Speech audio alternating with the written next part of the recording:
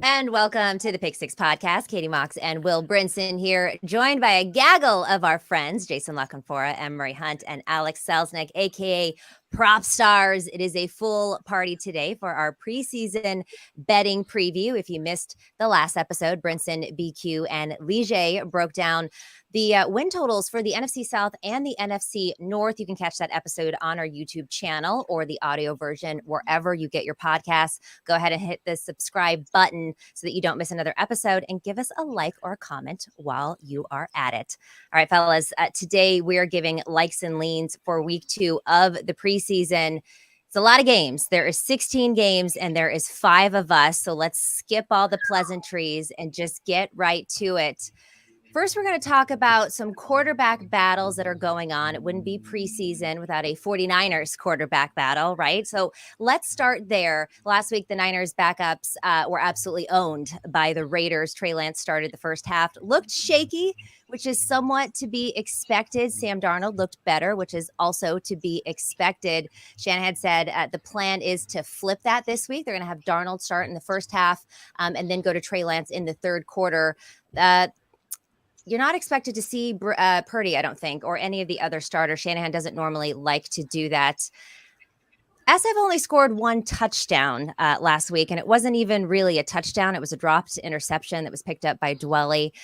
I'm going to lean over in this game. I was looking up some trends, some preseason trends, and teams that don't score well in one game typically go over on their bets in the next one. Since 2010, teams that were held under 10 points or fewer in the previous preseason game have gone over the total 57% of the time. I also feel like with Darnold getting the start here, we have a better chance. Emory, you actually like Niners money line here.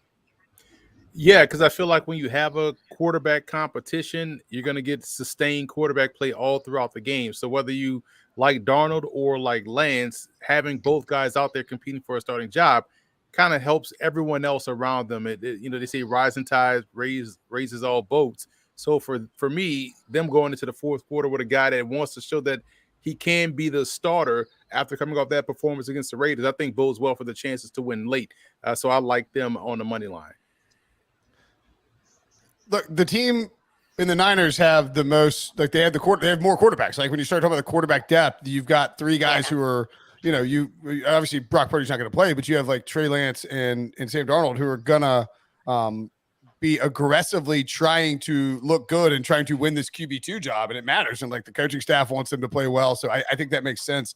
I want to talk about Denver for a second, and if anybody has a hot take on the San Francisco quarterback battle or anything else, by all means, jump in. But the thing about Denver, while researching this podcast and picking up like notes from the preseason games and all that, like I'm trying to figure out like, all right, how much is Sean Payton going to play Russ? Played him in four series last game. How much is he going to play him in week 2?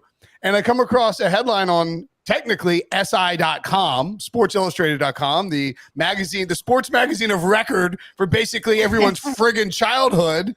This is like Fan Nation, so I don't know how much it counts, but it's like Russell Wilson's preseason debut triggers laughable take from CBS Sports. And I was like, oh, that's probably me.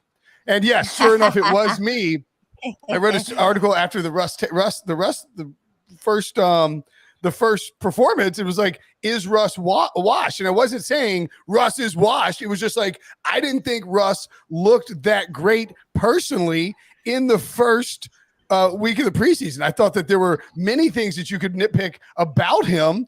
And like, I said he didn't step into a lot of throws. He didn't. He was under a lot of pressure. Arizona was blitzing. They were being really aggressive. I thought his feet looked kind of lethargic in the pocket. I thought that he looked a little tentative. And I thought that when people were like, oh, like he really got that throw in there, it's like, it's wide open. It was schemed wide open. The Jerry Jeudy was like on it was a cover 0 blitz. And you just threw a slant to Jerry Jeudy. You housed it. Like, congratulations. I'm glad you got that slant out against cover 0 in the preseason, Russ. I'm sorry I didn't puff him up. I was hyping Russ all preseason. And then I get bagged by SI.com for saying, I don't know, man. I didn't think it was that great. JLC, I've seen you and Pete Prisco go toe-to-toe to the point that we scared off a birthday party at St. Elmo's. Somebody's birthday party. We scared off a whole table of people for their birthday party because Pete screamed about Matt Ryan. You're screaming about Russell Wilson. It's back in like 2015, but I'm curious. That's a long time ago. Russell Wilson stand.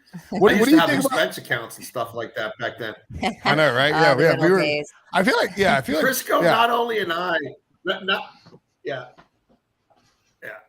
only. I'm curious what you think about Russ too. Though we went eye to eye, and neither one of us cleared the kids' table. We were still under the eye to eye, but we were still under the table.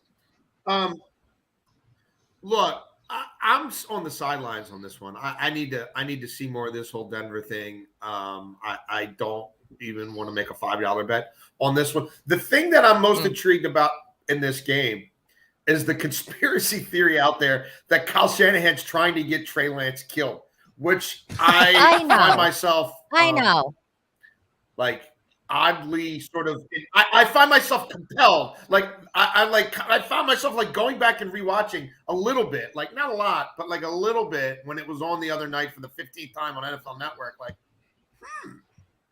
maybe. I don't know. Is he sending a message to this kid and getting him pummeled by having him throw behind an offensive line that didn't really seem too interested in protecting him? I don't know.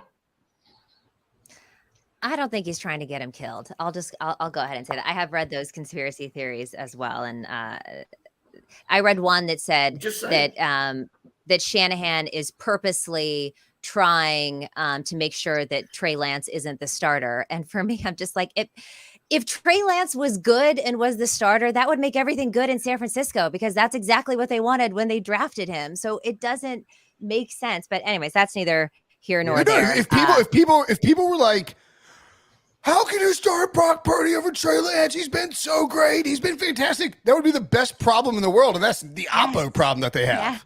Yes. Propstarz, Alex. Brinson, how are you? Yeah, I'm fired up. I'm curious what you think about this game, either quarterback and how it affects sort of whether it's this game or the futures for either of these teams. Yeah, so I'm interested to see. I think we're going to see a better Trey Lance coming off the bench, starting the second half, playing against more 2s and 3s. I think there's going to be less pressure on him there. I think he's going to perform better. I think Sam Darnold at this stage is kind of more equipped right now to run the offense. I just think there's more confidence in Shanahan when it comes to Darnold. So I do like the switch in kind of going to Trey Lance in the second half. I think that's going to kind of add to his confidence, potentially help him there. And then, as far as Russell's concerned, in that week 1 performance, looked a lot more like the guy we saw last year than the perennial MVP candidate that we saw in Seattle. I really think kind of overhauling the culture in Denver. We need to see Russ start to look like the guy that we saw back in Seattle. So it's important for him to sort of get some reps here and look good. Yeah, Russ has got a little pressure on him, a lot of pressure as well. And I think I would lean with Emory where you take San Francisco in the spot because of the quarterbacks. Maybe Denver first half if the Broncos were desperate to try and score and make Russ look good. Clearly, Sean Payton felt that was important last week. Also important for the Tennessee Titans to figure out who their quarterback number 2 is. Fascinating battle between Malik Willis and Will Levis. It's really like Pete Prisco's the angel devil on his shoulders because he dogged Willis last year and he propped up Levis. He said, Will Levis could go number 1 overall. Whoops, Pete. Emory, I'm curious. I think you can make the case very, very easily that Malik Willis is ahead of Will Levis right now based on last week's game and on camp. And I think people thought coming into the preseason, coming into after the draft, Will Levis was going to be QB2. And it was like, can Willis make the roster? I think Willis is ahead of him. What do you think? Listen, we can get into a deep dive on this in February, but there's no surprise that people that look like Willis, play like Willis, always get shortchanged if they don't come out and win a Super Bowl right away. We saw Lamar Jackson, despite him leading his team to the playoffs in the 8 games. We don't know about him. We saw this with Cam Newton. We've seen it already with Justin Fields, despite him having better numbers than Daniel Jones, and Daniel Jones getting paid, but Justin Fields, we got to see. We see this all the time. It shouldn't have been a surprise that Willis is ahead of Levis because he's better than Levis. And so for me, it's just that people are so quick to give up on quarterbacks like Willis if they don't come out and win a Super Bowl. You see how quick people have thrown away Russell Wilson. after a one down season, as if nothing in Seattle counted that he was, good at. So I am not surprised. Actually, it's par for the course. I expect it to be that way, but for this game in particular, using my thoughts and analysis for San Francisco is why I like Tennessee on the money line. You have two competing quarterbacks. Levis had a drive going, and had he put a little bit more accuracy on a play before the interception, it would have been a touchdown. Even Levis came out and said, man, that over route was going to be a touchdown if I would have just hit him right in the numbers and the guy didn't have to reach out for it and dropped it. So I feel like you're going to get stable quarterback play consistently from both guys throughout the game. So I like Tennessee on the money line. I'm not opposed to it. I watched a lot of that game on Saturday. And man, it's weird. You sit down to watch all these preseason games. You're like, hell yeah, football. And you get about 15 minutes in. You're like, oh my God, this is just terrible. What? I'm going to watch it. But man, this and the preseason DFS stuff is great. I'm going to play some tonight in the game. We'll talk about in a minute. Propstarz, you've got a Oppo bet here versus Emory. And I would have to guess that it might involve the stinky Tennessee defense and the even stinkier Tennessee offensive line. Yeah, indeed, Brinson. Yeah, I think the wrong team is favored here. Personally, obviously, I do think it is close, but I like Minnesota as a home dog here. I thought Nick Mullins played well in week 1. He should get the majority of the snaps in this game. I was really impressed with running back Ty Chandler as well. I think he's going to earn meaningful snaps behind Alexander Madison. Titans just have a lot of young guys trying to figure it out right now. Minnesota, they're a little more veteran-laden team at this point, and I think they shouldn't be the underdogs here. The Titans were sacked 8 times by the Bears in week 1. They're not exactly known for their defense or a ferocious pass rush either. I think this offensive line might be one of the worst offensive lines in the NFL this season. I think it's going to be a major problem all year for Tennessee. So, yeah, I like Minnesota in this spot as a home dog.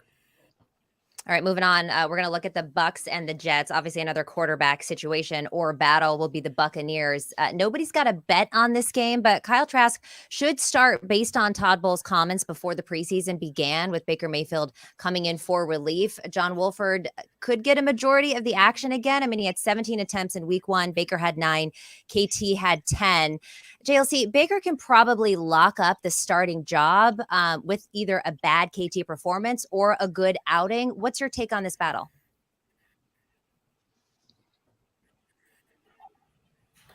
JLC. I think Baker Mayfield will probably you guys hear me? I think Baker Mayfield will probably prevail early, but I think the Bucs are going to be even in that weak division in a situation where it becomes pretty clear that there's not a chalice out there for them in 2023. And then the directive is going to kind of come down to, hey, well, we need to look at Kyle Trask because we're going to be firmly, we think, probably potentially in that Caleb Williams sweepstakes. So let's just lean into that and let's see what the kid can do versus Baker Mayfield, who could any given Sunday, Thursday, Monday mess around and win us a game. But I think Baker probably comes into the season. I think if Baker gets to play the second half, this is a game I might live bet at halftime if it looks like Baker's going to come in against the Jets and it's somewhat close. I'm most intrigued here. Just like I can't wait to hear Aaron Rodgers' scouting report on Hard Knocks next week on the offensive line. Like I hope he's sitting there with a tablet and he's grading each play in real time and he's sending it right to Woody Johnson's phone and it's like bench, kill, marry this offensive lineman, and in real time he's getting dudes fired. Like they don't know it yet, right? But he's pressing buttons on the sidelines with the cap on, and these cats are getting their pink slip 2 days later when everybody comes back into the facility. Like that's what I'm here for. That's the content I want and need. Yeah, he did his own research on what he puts in his body. He did his own research on what team he wants to go to. He did his own research on which useless Bobo he wants to be his offensive coordinator. Apparently he did no research on the offensive line. He's shocked. He's shocked that they don't have anybody who can block him. He's stunned. Didn't see it coming. All right. Fade the Jets. Oh, fade the Jets. Yeah, I'm high on the Jets, but I know I'm the only one. Emory and Brinson are not as well. Propstarz, this could be, or it seems like it could be a Todd Bowles revenge game. It's his first game against his former team. Of course, he coached the Jets from 2015 to 2018. Preseason revenge games. Yes. Except Brinson, Tampa Bay doesn't seem to care too much about preseason wins. Bowles is 0-7 straight up and against the spread in his last 7 preseason games. In fact, dating back to the Jets' final season. So maybe it's a Todd Bowles thing. Some coaches care more than others. We do know that John Harbaugh cares about wins in the preseason. Jets minus 2.5. Any thoughts on this game?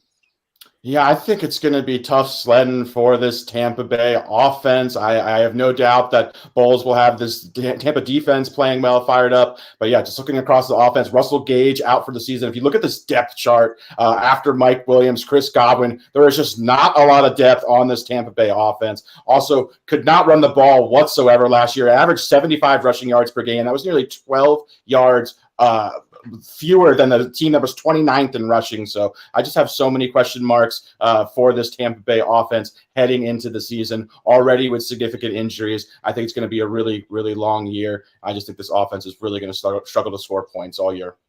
Yeah. I actually think I would be considering putting a bet on the Jets here. Knowing that, and like, not that I totally disagree with JLC's idea that if Baker comes in at halftime, it would change things. But I almost think if Kyle Trask plays, so like the Jets, if you sort of look at what they did in week 3 of the preseason last year, and I know it's week 2, but this is their 3rd preseason game, and they played their guys in the Hall of Fame game. Like Zach Wilson should get some run in this game. I mean, Mike White 13-17 against the Giants last year in that 3rd preseason game. Flacco had 12. Like they threw the ball a bunch. I'm not saying that they're necessarily going to do it like this, but like Bam Knight was running. I think you'll see those running backs get some run against Tampa Bay because now that they signed Dalvin Cook, are Michael Carter, Zonovan Knight, and Iguodala. Is it? God, did I mess it up? How did I? Abanikanda. Abanikanda. Yeah, Israel Abanikanda. Sorry, I even wrote it down and I've used him in DFS. Like I plan to use him in DFS, but like I don't know if all 3 of those guys are definitely making the roster, which means and Abanikanda has run really well so far this preseason. So I'd be curious to see if they run all 3 of those guys out there. And this is the next 2 weeks is Dalvin's on the team. Which one of you guys is not going to be type of situation? As Propstarz mentioned, Russell Gage is out, and all of a sudden your depth is a little limited for Tampa Bay. So maybe you want to scale back the amount of playing time you get for Godwin and Evans because one of those dudes gets hurt, and all of a sudden your offense is bare bones with Baker. And I think that the Kyle Trask Baker thing. If Kyle Trask doesn't play really well in the first half, this thing's over. It's over. It's probably over right now. So I think I like New York as a bet here. Tonight's game, I mentioned I was going to play some DFS on it. I'll play some Abanikanda. I'm sorry, Israel. I butchered your last name. I apologize. If you're listening to the Pick 6 Pod, I'm sure you're a big fan. Yeah. I know, right? I don't know what I was doing. Browns and Eagles. Talking about quarterback battles, the Browns QB2 battle is a little spicy, and you can say, well, they don't need to worry about their quarterback too. Well, I disagree. Deshaun Watson's missed plenty of time for various reasons. ACLs, lots of other stuff over the past few years. So who knows where he could go. Dorian Thompson-Robinson getting the start here, Emory. The Browns catching 3.5 from the Eagles. Any interest in this game and that quarterback situation?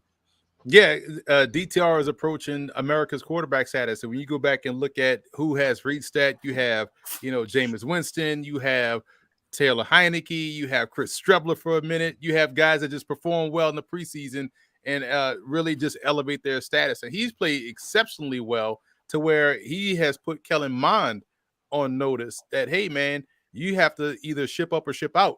And because I like the depth that they have with that quarterback room over there in Cleveland, I'm gonna take them plus 3.5 points. I will also include them on a money line play in my preseason parlay because I feel like DTR is playing these games like Pac-12 after dark. They are never out of it. It's been fun to watch. I think the rain killed them last weekend in Washington, and but this week we should get good conditions. I think they'll go out there and win that game.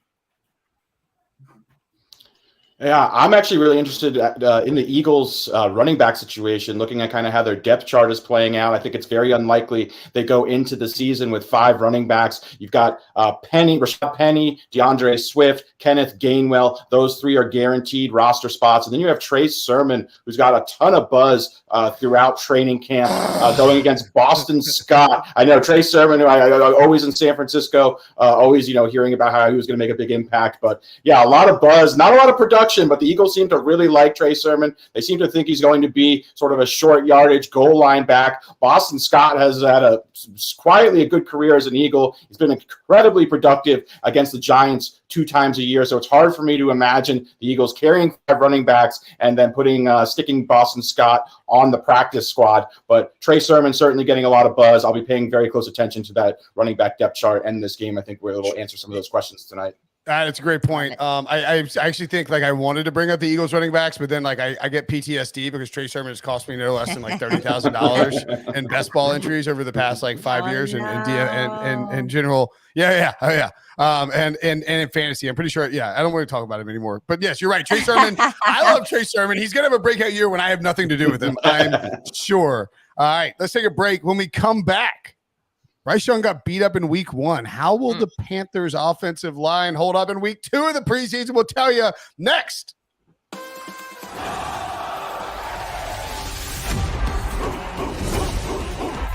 Fight for something. First play of the game to the last play of the game. 1, 2, 3. And we got 2 of the hottest conferences. This is big time college ball. They're going to come. We're going to come. 2 big boys getting ready to play. Big being the operative word here. And here they come.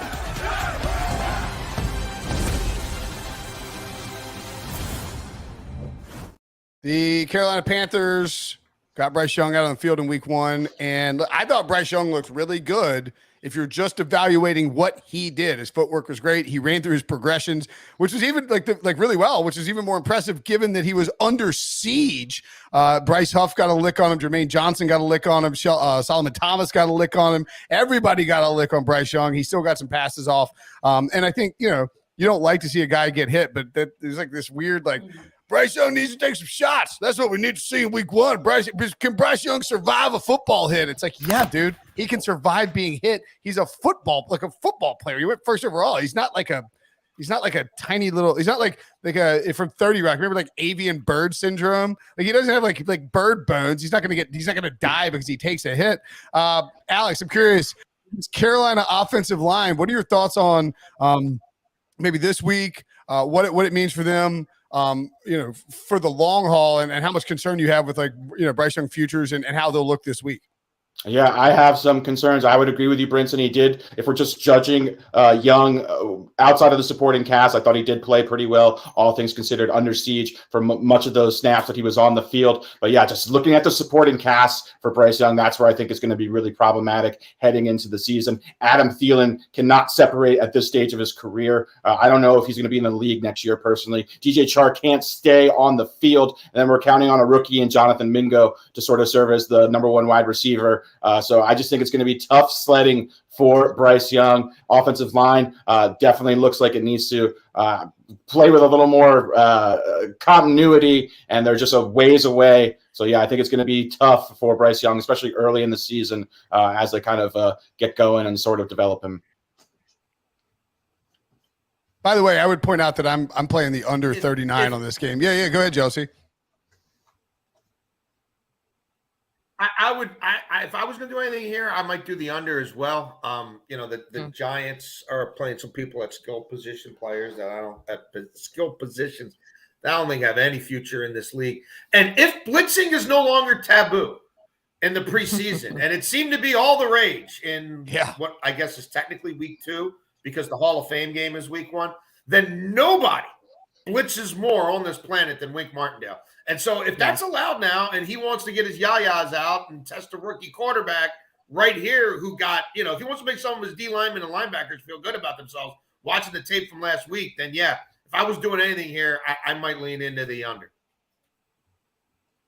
I want to say I'm looking forward to seeing in this game Ja'Shawn Corbin, a running back from the Giants, who led the team in rushing last game against Detroit. He had a 33-yard run. and finished with 3 carries for 40 yards. He earned more time with the starters this week. This was someone that was on their practice squad all last year, hung around, stayed on the team, stayed on the practice squad, put in a lot of work. Great Florida State running back. So I'm excited to see what he does with these new opportunities, because there was a lot of hate coming my way last year because I had him as my number 1 back. So I am excited to see how he does this game after, what do you know, leading the team in rushing last weekend based off 1 carry. One thing Emory I'm knows. JLC level petty. I love that pettiness from JLC. That's why I rock with him. I love petty. All right, guys, let's look at the next matchup here. Bears versus Colts. Colts Petty lost is my brand. 23 to 19. Yeah, it is Petty. 23 to 19 at Bills in preseason week 1. Anthony Richardson was 7 of 12, 67 yards, 0 points in 3 drives of the preseason. But apparently it was still good enough for the organization to name him as the starting quarterback for the franchise this year. JLC, was this the right move for the Colts? We know that you like to refer to Jim Irsay as the honky tonk man. And also, how many reps do you think we're going to get from the rookie? Yes, in week 2. There was only one song the Honky Tonk Man was going to strum on one of his many illustrious guitars from his collection, and that was Anthony Richardson is my starter. I mean, that I said it the moment they drafted him. I mean, like that this guy was going to play day 1. Like, there's no doubt about it. The owner was going to fall in love with him. The owner doesn't care about Gardner Minshew or anything else. The owner pulled Sam Ellinger off the whatever scout team and had him start games in the NFL last year. No football person in that building wanted anything to do with that decision, had anything to do with that decision. So if he's doing stuff like that in the middle of the season, and then he's taking this kid as high as he did with as little of a playing field resume as he has, yeah, he's going to play. And he doesn't care about this year. He doesn't care how many games they win or lose. And you'll hear the narrative, oh, well, I watched Peyton Manning take his lumps and go 3-13, and, you know, Marshall Faulk looked at him like he was crazy, and are you the same guy you were at Tennessee and all that? And then we went on and we won our Super Bowl and all that stuff. So that's where the owner's mind is, and that's all that matters in that organization, because the owner does whatever he wants, unfettered with no checks and balances, and everybody else, you know, is just there to be part of the puppet master's plan. So, yeah, he was going to start. I mean, unless he got hurt, he's going to start, and he's going to start every game. Doesn't matter what it looks like. So if you're looking at Colts futures, I would bake that into the cake. Now, look, maybe the kid comes in and takes the league by storm. I don't know. But he's going to play. Yeah. I don't know how much you're going to play in these preseason games because, again, they already know he's the starter. So how much do you really need to look at it here? But no, none of this surprises me. This is quintessential honky tonk man. Quintessential honky tonk man. Propstarz, you're laying the 3.5 with the Colts. So your belief in the honky tonk man and the rookie must be high. It is high, Katie. Yeah, I just think this is a spot where the Colts want this game a little bit more. We're also going to see the Colts have a lot of important positional battles that need to occur here. I think we might see a lot of Anthony Richardson in this game. I am super high on his long-term outlook. Don't know what it's going to look like right away, but I think he's going to immediately make a huge impact as a dual-threat quarterback. To me, he's one of the most impressive athletes that ever played the quarterback position in NFL history. Also, no Jonathan Taylor away from the team, also dealing with the ankle injury, holdout potentially looming as well. So we still need to see how that running back depth chart is going to play out behind him. Evan Hall and Deion Jackson are vying for touches on the Colts running back depth chart there. And then Sam Ellinger and Gardner Minshew are both viable backup quarterbacks at the very least. So regardless of who's playing quarterback, I do think that there is an advantage there looking at this sort of trio, this carousel of quarterbacks for the Colts. I think they're all productive, especially when we're looking at they're going to be opposed by P.J. Walker and Nathan Peterman, who are Justin Fields backups in this game. So, yeah, I think the Colts are going to – we'll see a lot of Anthony Richardson, and then I don't think there's a big drop-off when we see Ellinger and Gardner Minshew take the field either. Well, and one of the things, too, with the Colts, like if you look back at that Bears-Titans game, I mean, the Bears scored their two – I think they scored they scored 24 points in week 1 against the Titans, like 24-17, I think was the final, or 23-17. 14 of those points came on 2 very short Justin Fields passes that were housed by DJ Moore and Khalil Herbert that really, if you had a good defense, they're stopped. And Tennessee had plenty of opportunity to score points. Like if any kind of constructive offense is put together, any sort of protection for those guys, any sort of non-dumbass mistakes are made, Tennessee should have won that game pretty handily. And so I kind of like that look. But Justin Fields, look, the Bears, I don't think the Bears mind at all, Emory, seeing Justin Fields getting out there playing well. That, it's stupid, but when, because we're like, don't read too much into the preseason. Then we watch preseason. We're like, oh my God. Like, let's, it's so easy to read into it. I mean, but like Justin Fields didn't have to throw very far, didn't throw down the field, but the Bears score in their first 2 possessions. And it just gets everybody in a good frame of mind, makes everybody feel good about Chicago. What do you expect to see from Fields in this one? Do you think they'll sort of do something similar, or maybe kind of let him rip it downfield to show people that he can, in fact, get vertical? I just think that they're just trying to put together productive offense. And we already, we know Justin Fields can play ball.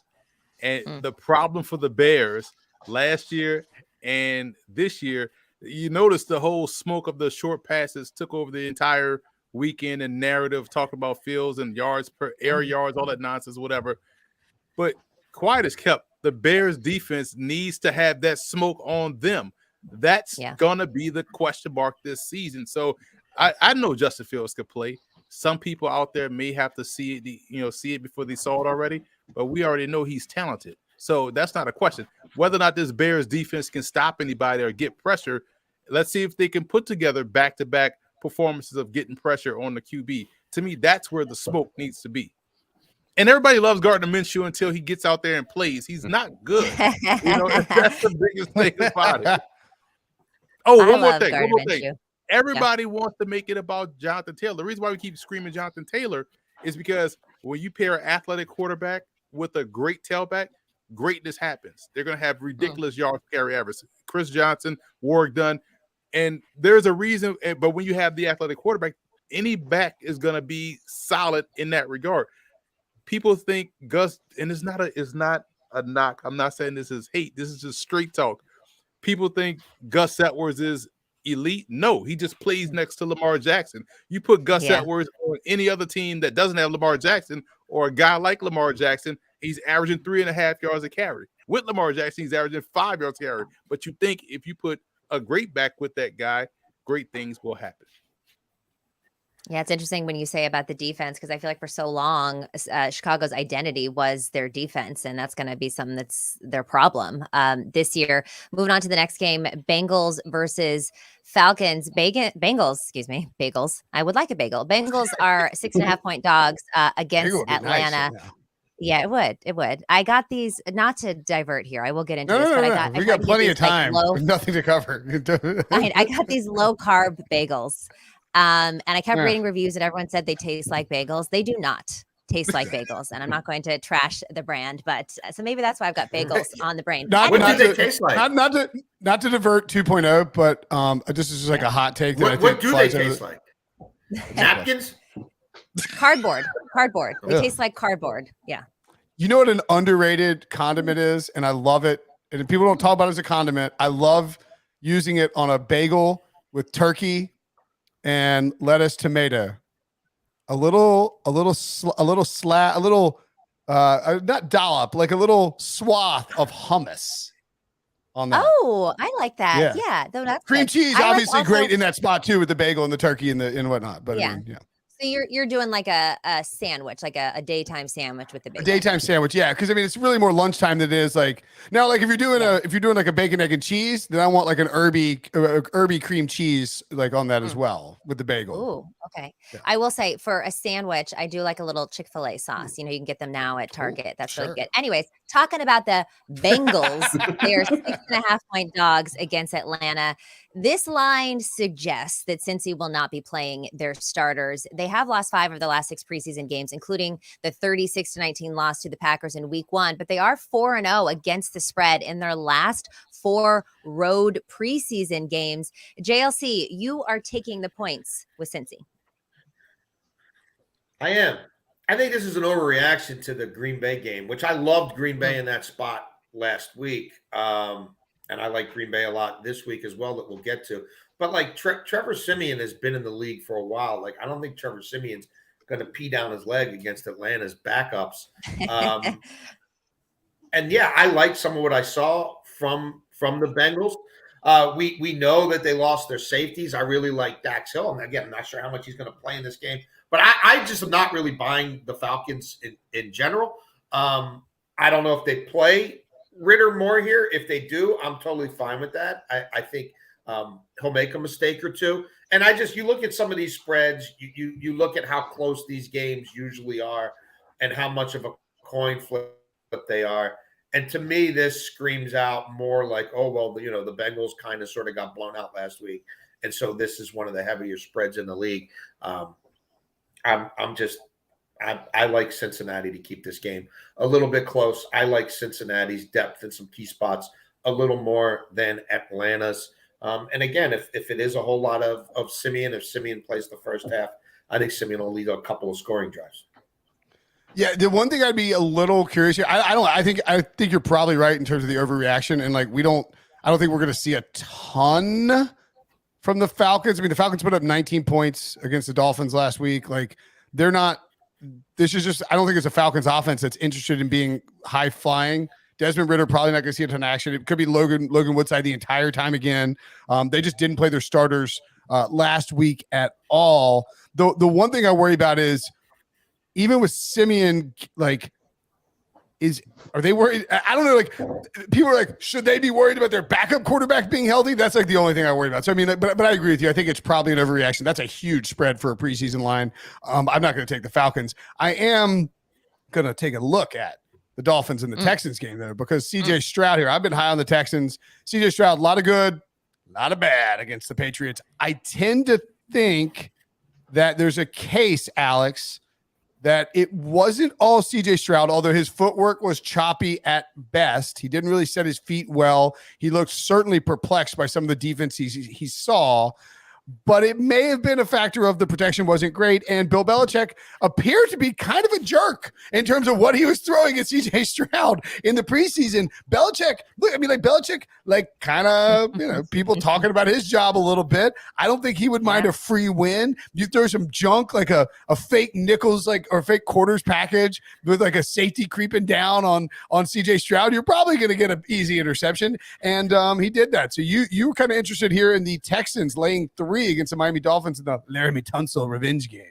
I am indeed, Brinson. Yeah, I've been quietly behind the scenes waiting for this Texans team, kind of secretly hoping this Texans team was finally kind of pointed in the right direction. I am officially ready to anoint this Texans team in the right direction. I think they're going to be competitive. I think they're going to win 6 to 7 games, which is a big improvement for them. I just think they're a significantly improved roster across the board. I really like the draft. I like the offseason as well. I think they're trying to build culture there as well. I like the QB situation as well. I think Davis Mills, Case Keenum, both very solid players, both played very well in week 1. Both had passer ratings over 100 as well. Both have extensive starting experience in the NFL. That's something I like. I was also impressed with Houston's defense in week 1 against New England. They completely stymied the Patriots offense. They only held them to 180 yards. I think they can find success against a combination of Mike White, Skylar Thompson this week. So yeah, I've just been generally encouraged with everything that I've heard from this Texans team. I really think that culture is starting to improve there,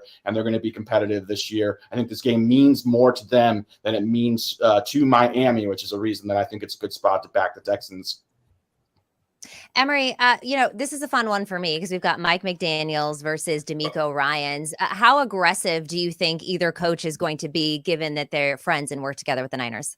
Well, if you looked at last weekend's game with the Texans defense and how aggressive they got after the quarterback as well, I feel as though they're going to get after, Mike White and company this week also. And when you factor in, we work together, we're gonna kind of, I want to best you. In college, we used to call it beat me last. You're only good as your last game, no matter what it is. Madden or whatnot, NBA Live. If I beat you, I don't care if you beat me 100 times. I beat you last. Beat me last. You know what I'm saying? I think you have that going on, and we'll see a lot of that. Within these two, within this game, we may even see a trick play. Oh yeah, McDaniels trick play. Or on Ryan's side, because hey, we want to. Bill Walsh once said the best trick play is the first trick play, because now it puts you on edge the rest of the game. So we'll see how crazy you get in the preseason. But I expect the Texans, because when you're trying to develop a mindset or a culture, you want to play how you want to practice how you're going to play. So I expect them to be getting after it in this ball game. That's going to be a fun one to watch. All right, we're going to take a quick break here. Coming up, there are 8 I'm going to watch this games. Game with a gas mask on. Yeah. I'm going to watch this game with a gas mask on with my wallet far away. That's how I roll. All right, guys, we're going to take a quick break here. Coming up, we got 8 preseason games left. We've got a bet for each of them. That's next. Keep it locked. Woo. Driving into the stadium, seeing everybody tailgating, I get that ready to go feeling. You know, to walk through the fan section over there and see that many people excited about football, so I'm really looking forward to it. You get away from football for a little bit and then you start missing and you get that itch again. For me, that first catch is everything. Once I get one catch, I'm in the zone. Getting back to football. It's been too long. We can't wait. Can't wait. We can't wait. We can't wait.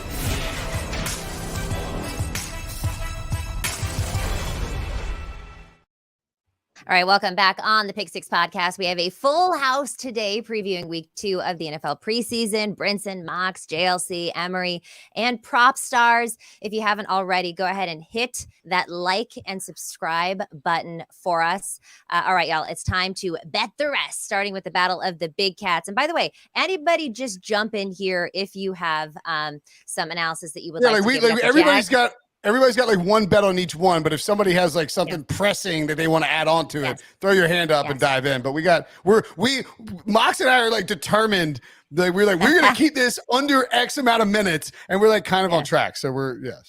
I'm proud of us. And I have to do Dave Davis. Yeah, I know, I am too. I was worried about the 5 people that we were going to be able to keep this. And the 16 games. Yeah. And the 16 games. Plus it's a lot. And we even talked about bagels. Yeah, I know. It's great. Bagels. All right. Don't order the low carb bagels, guys. That's what I just say. It tastes like cardboard. I mean, maybe if you put a lot of toppings on it, like the hummus and the turkey and the lettuce, then you don't really care about the bread. But if you're just doing like a bagel with schmear or a bagel with butter, the low carb ones are not the way. By the way, just a quick breakfast trick. I had a delicious breakfast this morning. Made it myself. A quinoa scramble. Quinoa with some black beans, some little green peppers, some spinach, and then scrambled some eggs, and then toss that quinoa in there. Woo! Good. Very healthy. Feeling really very refreshed. You do a lot with quinoa, though. I do a lot with quinoa. I know. Interesting. I do. It's mostly because my mom calls it quinoa, and it drives me nuts. So I like to point out, Mom, it's quinoa. Mm-hmm. Anywho, moving along. Joe Musso's got a little bit of a troll for you on there. As mentioned, a small batch of Bourbon Company minus 205, which actually I think that's a good bet. It's a pretty good bet. All right, guys. Yeah. There you go. You won your bet. You won your bet, Musso. There, Chattanooga whiskey. Go check it out. I love that. All right. Battle of the big cats here. Jags versus Lions. Jags are a field goal favorite? Total 39.5. Brinson, the joint practice, got a little chippy between these two, which I'm sure excited you. Doug Peterson said focus is on the back end of the roster. So the Jags are not going to be playing their starters. You are grabbing the 3 points with the Lions. Yeah, and it looks like it could move. It's actually up to 4 today on DraftKings, which is very interesting because Jameson Williams on Thursday was ruled out for the rest of the preseason. Remember, he came up, he left practice, came up limp after in week 1 of the preseason. Dan Quinn said he was going to, quote, douse him with targets. He got 7 targets, caught 2 balls, didn't look great. J-Mo going to be suspended 6 weeks. They wanted to get him as much preseason reps as they could because he won't be playing in the regular season. This line is like Jags -4, -108. So like it was plus 115 last night. I think you catch I'm not worried about the JMO thing affecting it that much. I'll take the extra point here. If you read Doug Peterson's comments, now Nathan Rourke is a problem. He might wing the ball around and make the plays of the preseason again.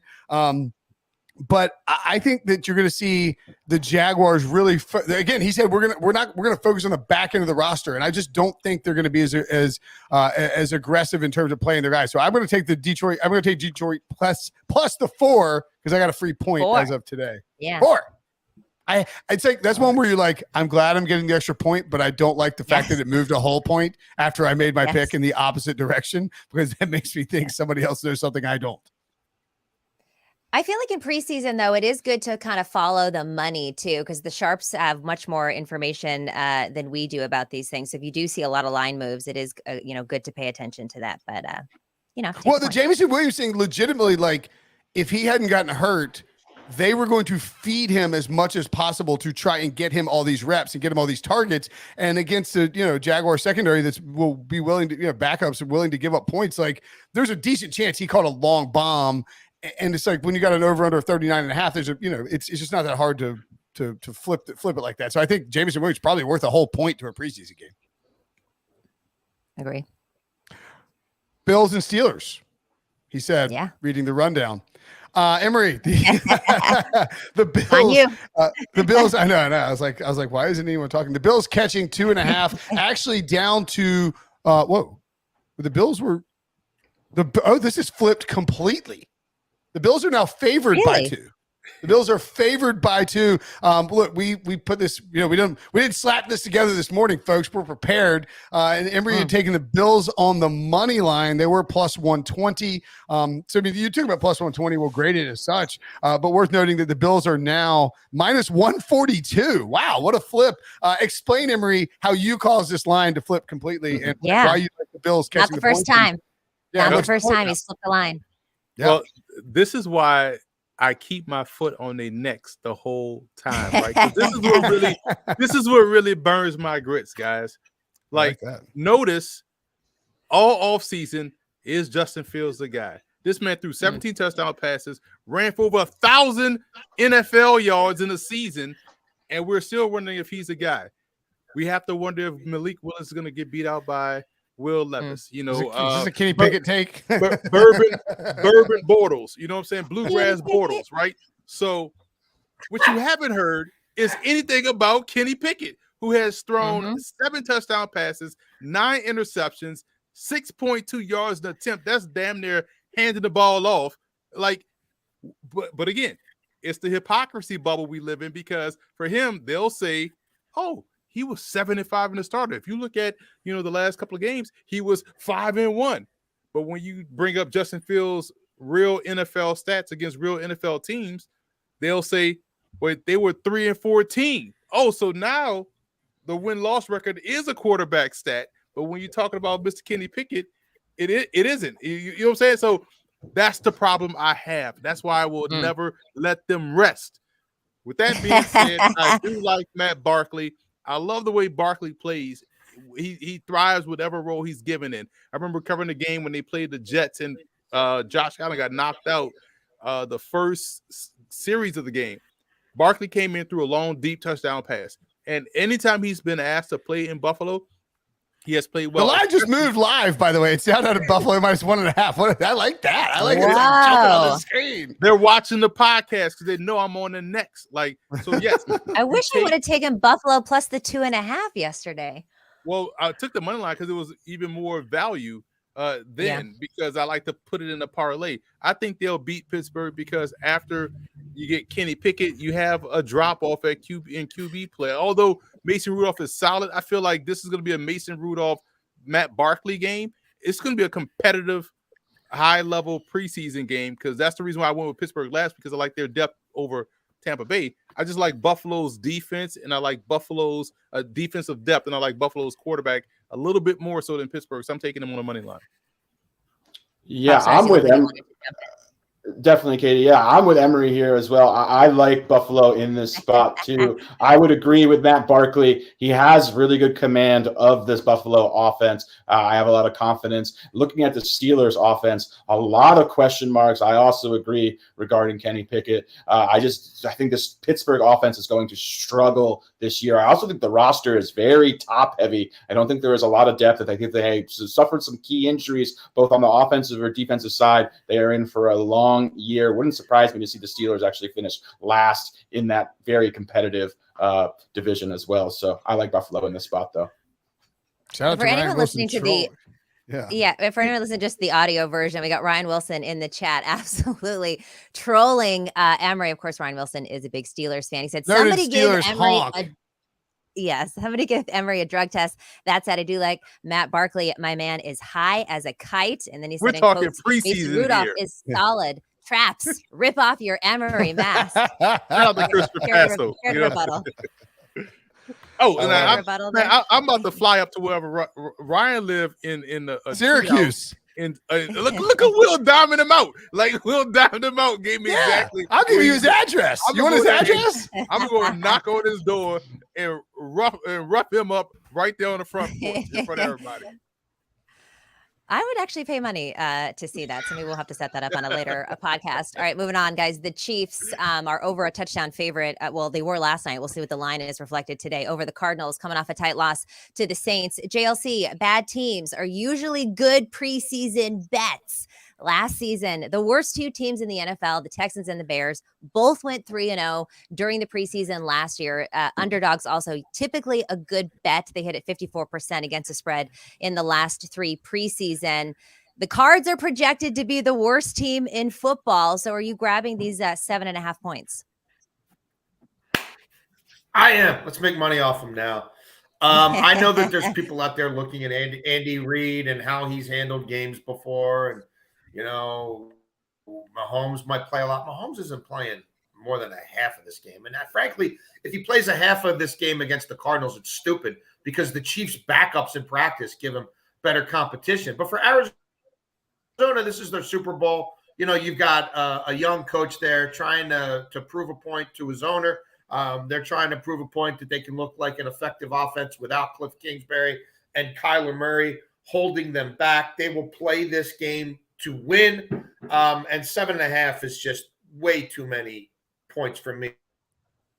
I can't imagine that Andy Reid will really give a damn about the final 30 minutes of this game, right? That's for Brett Veach. Might be. But yes, I'm on Arizona here. It might even be one where you're looking to do a little something live betting in the second half. Arizona will play this game to win. There's no doubt in my mind. And are they going to win? I don't know, but I'm all over the 7.5. It's not my favorite play this weekend, but it's one of the three I like the most. I think you're correct. Arizona is playing to win, and I think we're going to come out of this preseason with Arizona undefeated in the preseason. Maybe not undefeated, but like Arizona's going to be like hyped up. Like Arizona's trying hard. Jonathan Gannon's got them fighting, and then they're going to get blown out by Washington and end up losing like their first 8 games of the year. I think I was going to counter and say you go Chiefs -8. I think instead the play, and this is a line that's probably going to move because the juice is -115. But the Chiefs first half, Chiefs -5.5 first half, -115. Last year in week 2 of the preseason, and look, Andy Reid is a creature of habit. Most coaches are, but Andy Reid is fairly predictable in how he handles rest for his veterans, how he plays his starters, when he plays his starters. He let Patrick Mahomes throw 19 passes in the first half of the second game of the second week of the preseason last year, and they're -5.5. I think the Chiefs are up by a touchdown plus at halftime, and then maybe you sort of see the Cardinals storm through the back door with a bunch of blitzes against the Chiefs backups. All right, the Patriots and Packers are playing a game in Green Bay. Bill Belichick was asked about Zeke Elliott a bunch. He said he's on the team. And then it's like, what do you think about the history of Lambeau Field? And he gave a 500-word answer because that's Bill Belichick, and that's just how he likes to roll. Emory, what are your thoughts here on the total at 37? And again, we make these bets on Wednesday. These things move. I just realized I had the halftime lines open. It's actually down 0.5 point, so goody for you. You get some juice, but 36.5 now. Your thoughts on the total? I like the over, man. I like Green Bay's quarterback depth, and I know I made a big stink about, USFL MVP Alex Magoo. He only played like 2 snaps in that ball game because for whatever reason, Sean Clifford got a bulk of the snaps. Whatever. Alex Magoo is going to play a lot in this ball game. I like the fact that the Packers can score. They have some great vertical threats, so I like this going over. And again, we get Malik Cunningham too, because now folks are saying, "Oh, who knew Malik Cunningham could play quarterback?" Like, man, it's just so fascinating that they always have the same take about the same type of quarterbacks. But I digress. I like both of these quarterbacks, all of these quarterbacks, to put points up on the board. Therefore, I like the over. I disagree. I like the under in this one, Emory. Now, I liked it better when it was 37. Now that it's moved down to 36.5, I don't love 37. Seems to be that magic number in the preseason. Games that are 37 or under tend to hit the under here. And also, the Packers scored 36 points last week. You got to think there's a little bit of regression here again in the preseason. Teams that perform very well offensively in one game tend to take a little bit of a step back in the next game. So I lean under this again, liked the 37 more than the 36.5. You know, that's not Packers total, right? That's just like total of the game. Yeah. I personally can't believe that this New England. Yes, sorry. Yes.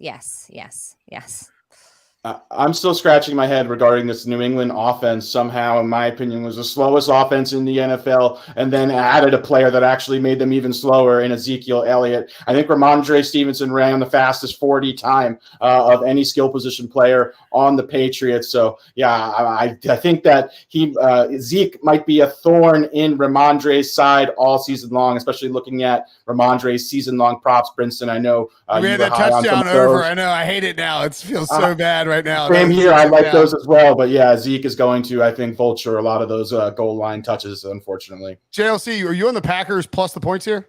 The Packers plus the points or Packers minus the points? I think the Packers -3. Sorry. Yeah. The Packers cover here. It is my second favorite play of the week. Consciously or subconsciously. Yeah, Packers to cover. Consciously or subconsciously, as this plays out, Matt LaFleur knows he's never won a damn thing without Aaron Rodgers, and not that winning another preseason game would matter all that much, but this is the unveiling of Jordan Love right at Lambeau as the future of this team. I think he might play a half. I think he'll play as long as that means more than one probably scoring drive. They're trying to sell the present and the future in a way there they haven't had to in a long time, and they're getting a pretty good opponent here because the New England Patriots don't believe in speed twitch. They don't believe in quick twitch. They don't believe in supreme athletes, at least not on offense. So yeah, I like Green Bay in this spot. I think Green Bay says they can. And this Clifford kid looked pretty interesting last week too. So I'm on the Packers here.